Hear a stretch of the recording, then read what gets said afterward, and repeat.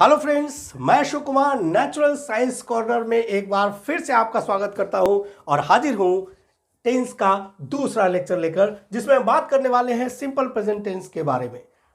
Tense के बारे में काफ़ी कुछ बताया है मैंने पिछले वीडियो में, वो आप जाकर देख सकते हैं हमारे चैनल के ऊपर। आज बात करेंगे सिंपल प्रेजेंट टेंस के बारे में कि आखिर सिंपल प्रेजेंट टेंस कहाँ कहाँ यूज होता है, और फिर डिस्कस करेंगे कि उसका सिंटैक्स क्या कुछ होगा। तो आइए सबसे पहले डिस्कस कर लेते हैं कि आखिर सिंपल प्रेजेंट टेंस क्या कुछ करता है, क्या एक्सप्रेस करता है, या हमें किस तरह से पता करना है कि सिंपल प्रेजेंट टेंस में ये दिया गया सेंटेंस है। जय दोस्तों, इसमें 4 बातें मैंने लिखी हैं जहां जहां सिंपल प्रेजेंट टेंस का इस्तेमाल किया जाता है, या इस तरह के वाक्यों में सिंपल प्रेजेंट टेंस यूज होता है। जय दोस्तों, सबसे पहली बात करें तो सिंपल प्रेजेंट टेंस का इस्तेमाल किया जाता है किसी फैक्ट को एक्सप्रेस करने के लिए, या कोई जनरल स्टेटमेंट है सच्चाई का, या कोई यूनिवर्सल ट्रूथ है, वहां पे इसका इस्तेमाल कर सकते हैं। साथ ही साथ कुछ कॉमन सेंस के आइडियाज होते हैं, उसको भी एक्सप्रेस करने के लिए आप सिंपल प्रेजेंट टेंस का इस्तेमाल कर सकते हैं। अगर दूसरी बात की जाए तो कोई हैबिचुअल एक्शन हो रहा है, वहां पे भी सिंपल प्रेजेंट टेंस का इस्तेमाल करते हैं। कोई कस्टम्स की बात करते हैं, रीति रिवाज की, वहां भी। साथ ही कुछ पेरियोडिकली घटनाएं होती हैं तो उसको भी एक्सप्रेस करने के लिए सिंपल प्रेजेंट टेंस का इस्तेमाल किया जाता है। इसके अलावा कोई जोक्स मार रहा है, कोई कहानी आप कह रहे हैं, या फिर कोई खेल से संबंधित घटना रियल टाइम में हो रही है, तो उसको भी एक्सप्रेस करने के लिए आप सिंपल प्रेजेंट टेंस का इस्तेमाल करेंगे। इसके अलावा फ्यूचर में कोई प्लान आप कर रहे हैं या कोई घटना होने वाली है, उसको भी एक्सप्रेस करने के लिए सिंपल प्रेजेंट टेंस का यानी सामान्य वर्तमान काल का इस्तेमाल किया जाता है।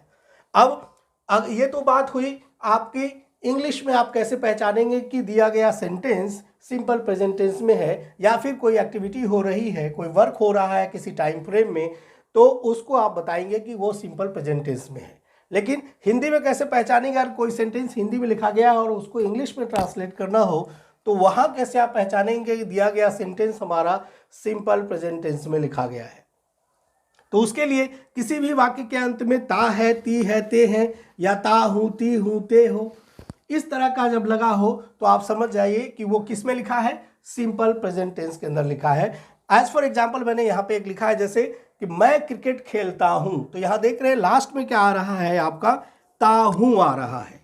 ताहू मीन्स कि यह किस में लिखा गया है, सिंपल प्रेजेंट टेंस में लिखा गया है। अब इसको अगर इंग्लिश में ट्रांसलेट करते हैं तो इंग्लिश में इसको क्या लिख सकते हैं, आई, मैं की इंग्लिश क्या होती है, आई। वर्ब खेलना है तो खेलने को इंग्लिश में क्या बोलते हैं, प्ले, और क्रिकेट, आई प्ले क्रिकेट।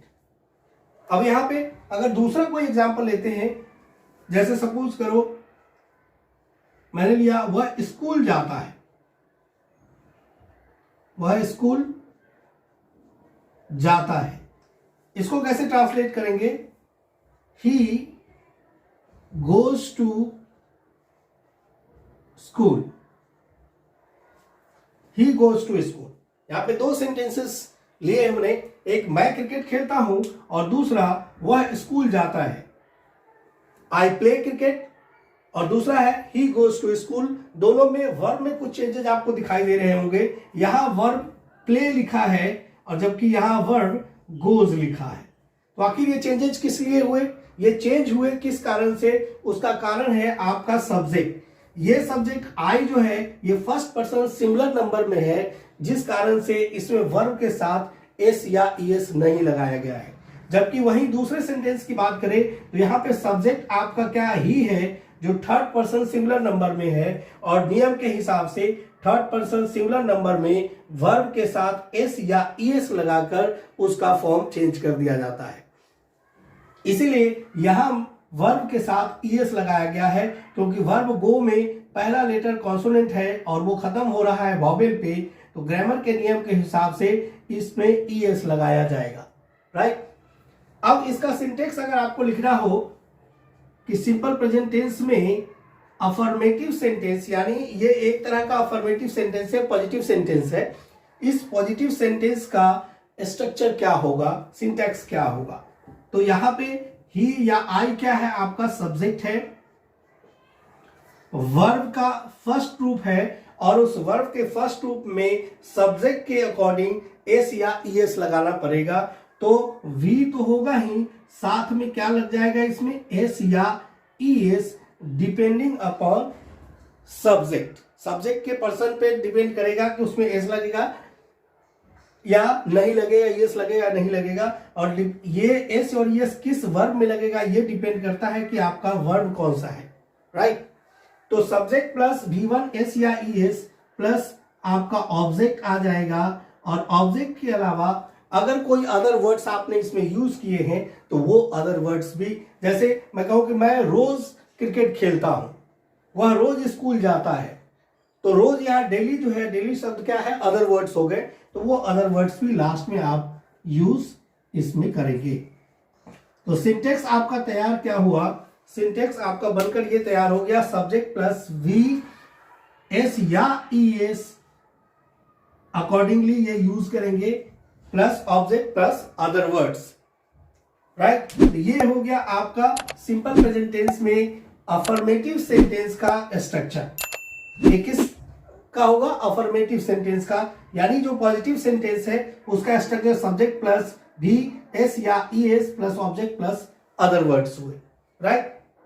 अब चलते हैं निगेटिव सेंटेंस देख लेते हैं कि अगर निगेटिव सेंटेंस दिया गया हो तो उसका स्ट्रक्चर क्या होगा। पॉजिटिव में तो ये है, यानी आप चाहे तो मैं यहां लिख देता हूं रेफरेंस में ताकि आपको याद रहे कि ये जो सेंटेंस हमने यूज किया है ये अफर्मेटिव है यानी पॉजिटिव सेंटेंस है।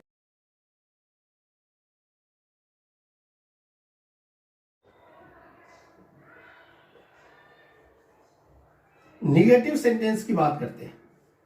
निगेटिव सेंटेंस, सपोज एग्जांपल लेते हैं हम लोग, मैं क्रिकेट नहीं खेलता हूं, मैं क्रिकेट नहीं खेलता हूं, तो यहां पे क्या बनेगा इसका, यहां पे हम लिखेंगे I do not play cricket, I do not play cricket. तो सिंटैक्स क्या हो गया आपका, सब्जेक्ट डू, लेकिन केवल डू नहीं लगेगा, अगर यहां भी सब्जेक्ट का पर्सन चेंज होता है तो ये जो ऑक्सिलरी वर्ब है इस वर्ब के अंदर भी हमें कुछ बदलाव करने पड़ेंगे। ये आपका क्या है, एक तरह का ऑक्सिलरी वर्ब की तरह काम करेगा, और ये मेन वर्ब है जो खेलना आपका मुख्य क्रिया है वो, जबकि ये मुख्य क्रिया नहीं है, एक तरह की सहायक क्रिया है। तो अगर दूसरा सेंटेंस लेते हैं एग्जाम्पल पे, सपोज करो यहां पे लिख दूं कि वह स्कूल नहीं जाता है, सेम सेंटेंस को नेगेटिव बना देते हैं, वह स्कूल नहीं जाता है, राइट। तो यहां पे क्या लिख सकते हैं इसको कैसे ट्रांसलेट करेंगे, इसको ट्रांसलेट करने के लिए हम लिखेंगे ही, फिर हमारा क्या थर्ड पर्सन सिंगुलर नंबर है जबकि आई फर्स्ट पर्सन सिंगुलर नंबर था, तो यहां पे हो जाएगा ही, डू की जगह आ जाएगा does not play, does not go to school, he does not go to school. अब अगर सिंटैक्स लिखना हो तो सिंटैक्स क्या होगा इसका, आप सिंटैक्स पर फोकस करेंगे तो आप आराम से उसको ट्रांसलेट कर सकते हैं। अगर आपने थोड़ी बहुत भी ग्रामर पढ़ा है बचपन में तो निश्चित तौर पे आपको इसमें बहुत ज्यादा दिक्कत नहीं होने वाली है, राइट। तो सिंटैक्स इसका क्या होगा, इसका सिंटैक्स हो जाएगा, ये हमारा क्या है सब्जेक्ट प्लस, अब क्या हमने यूज किया है, डू और डज का इस्तेमाल किया है, तो सब्जेक्ट के बाद हम क्या यूज करेंगे, या तो डू का इस्तेमाल करेंगे या डज का, ये डिपेंड करेगा कि हमारा सब्जेक्ट कौन सा है, आई फर्स्ट पर्सन में है कि थर्ड पर्सन में है कि कौन सा है, राइट। तो सब्जेक्ट डू डज लगाएंगे, प्लस निगेटिव है तो यहां पे निगेटिव वर्ड क्या है, नॉट, वर्ड का पहला रूप लगाएंगे और प्लस ऑब्जेक्ट, उसके बाद अगर कोई अदर वर्ड्स हैं तो अदर वर्ड्स भी आप यहां पे यूज करेंगे। यानी सिंटैक्स आपका रेडी है, क्या है, subject plus do does plus not plus V1 plus object plus other words. ये आप माइंड में सेट करते जाएंगे, आपको कभी भी टेंस में कोई तकलीफ नहीं आएगी। अगर आप हमारे चैनल पर नए हैं तो चैनल को सब्सक्राइब जरूर करें। इस तरह के बेहतरीन वीडियोस आपको रेगुलर मिलते रहेंगे और आपकी जानकारी एनहांस होती रहेगी।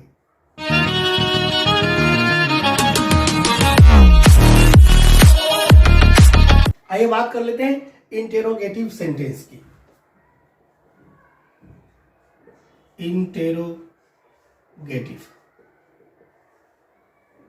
इंट्रोगेटिव में दो तरह के सेंटेंसेस यूज किए जाते हैं, एक क्वेश्चन वर्ड होता है, एक WH वर्ड होता है। इंट्रोगेटिव सेंटेंस मुख्य रूप से कैसे सेंटेंस को कहते हैं, यानी वैसा सेंटेंस जिसमें कुछ सवाल पूछा जाता है। जैसे मैंने पूछा आपसे, आप क्या खेलते हो, या आप क्या पढ़ते हो, आप क्या काम करते हो, राइट। तो उस तरह के सेंटेंसेस को हम लोग इंटेरोगेटिव सेंटेंस कहते हैं, यानी प्रश्नवाचक वाक्य कहते हैं जिसमें प्रश्न पूछा जाए। तो प्रश्न पूछने के भी दो तरीके होते हैं, और वो दो तरीके क्या है, एक क्वेश्चन वर्ड होता है, एक WH वर्ड होता है, राइट। तो इंट्रोगेटिव सेंटेंस यहां दो तरह के हम डिस्कस करेंगे, एक को बोलेंगे क्वेश्चन वर्ड और दूसरे को बोलेंगे हम लोग WH वर्ड। दोनों में सवाल ही पूछे जाएंगे, ऐसा नहीं है कि इसमें सवाल पूछे जाएंगे इसमें सवाल नहीं पूछे जाएंगे, बट ये क्वेश्चन वर्ड यानी कॉमन क्वेश्चन हो जाएंगे। ये उस ऐसे क्वेश्चन होंगे जिसमें WH का इस्तेमाल किया जाएगा। WH वर्ड किसको बोलते हैं, वैसे वर्ड जो WH से स्टार्ट होते हो, जैसे व्हाट, व्हेन, वेयर, हु, इस तरह, यानी जो भी वर्ड WH से स्टार्ट होते होंगे उनको क्या बोलते हैं, WH वर्ड बोलते हैं। तो आइए एग्जांपल लेते हैं इंट्रोगेटिव सेंटेंस का, कि इंट्रोगेटिव सेंटेंस के अंदर आखिर क्वेश्चन वर्ड क्या होगा, तो उसका स्ट्रक्चर क्या होगा, अगर WH वर्ड वाला है तो उसका स्ट्रक्चर क्या होने वाला है।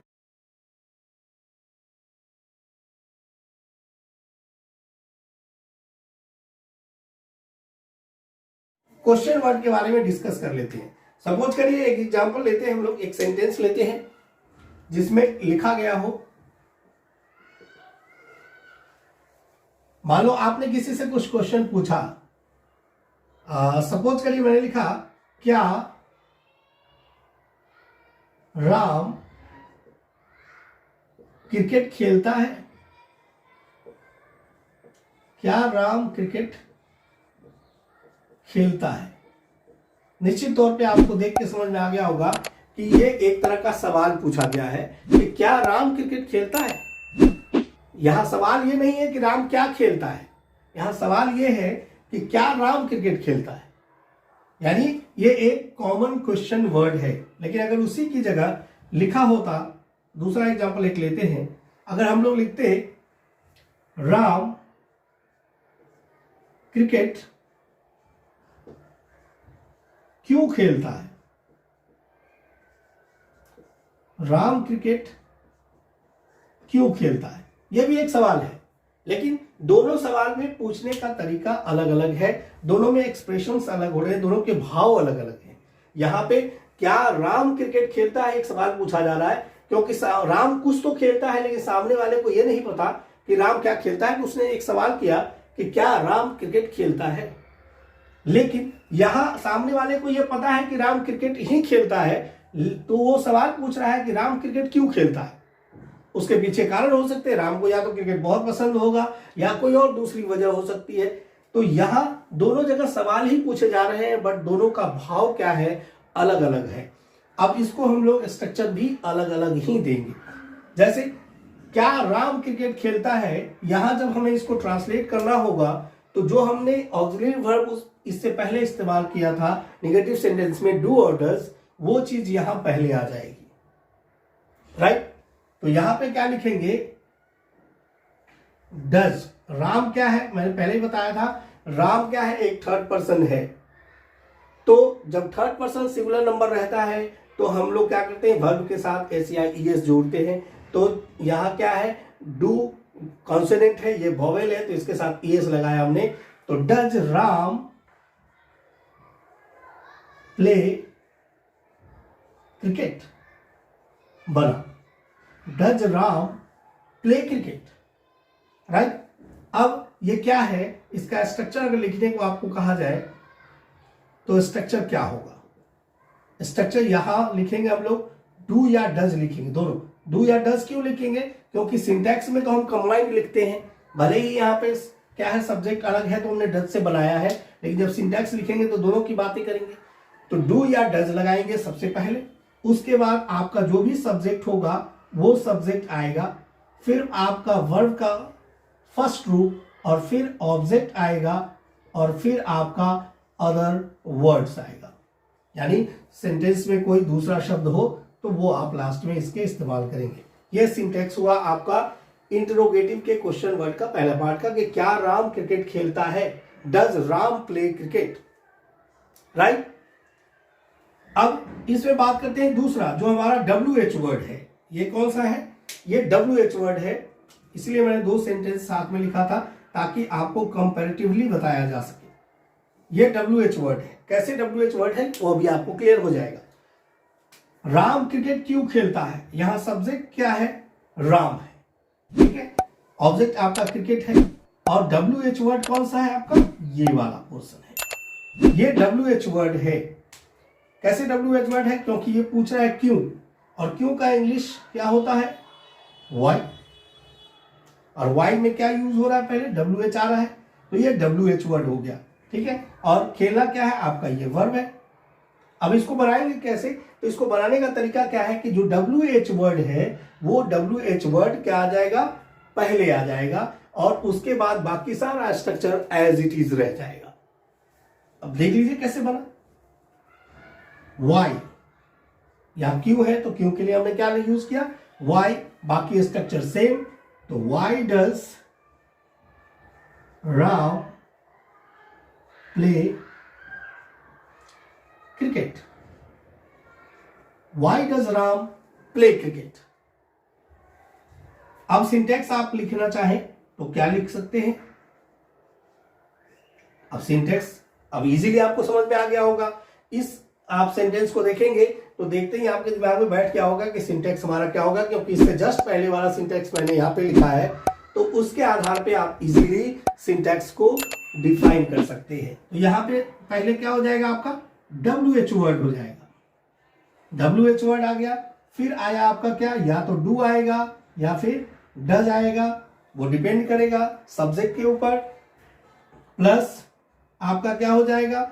सब्जेक्ट, फिर वर्ब का फर्स्ट फॉर्म, फिर आपका क्या हो जाएगा? ऑब्जेक्ट, और फिर अगर लास्ट में कोई आपका अदर वर्ड है तो वो आप अदर वर्ड यूज कर सकते हैं।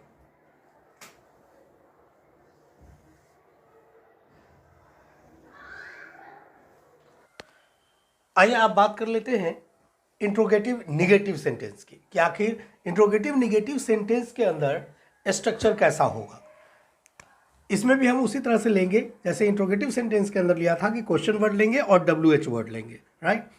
अब अगर क्वेश्चन वर्ड की बात करें तो एक एग्जांपल लेते हैं कि क्या तुम स्कूल नहीं जाते हो, तो उसको हम लोग कैसे ट्रांसलेट कर सकते हैं? उसको लिखेंगे do you not go to school. जैसा हम सभी जानते हैं कि यहाँ क्या है? क्वेश्चन वर्ड है, तो उसमें डू या डज का इस्तेमाल करेंगे। तो इसका अगर सिंटैक्स लिखना हो तो क्या लिख सकते हैं? डू या डज का इस्तेमाल पहले करेंगे, फिर सब्जेक्ट आएगा, फिर नॉट चूंकि निगेटिव भी है, फिर वर्ब का फर्स्ट फॉर्म, ऑब्जेक्ट, और अगर कोई अदर वर्ड आपने इस्तेमाल किया है तो अदर वर्ड यहाँ पे मेंशन करेंगे।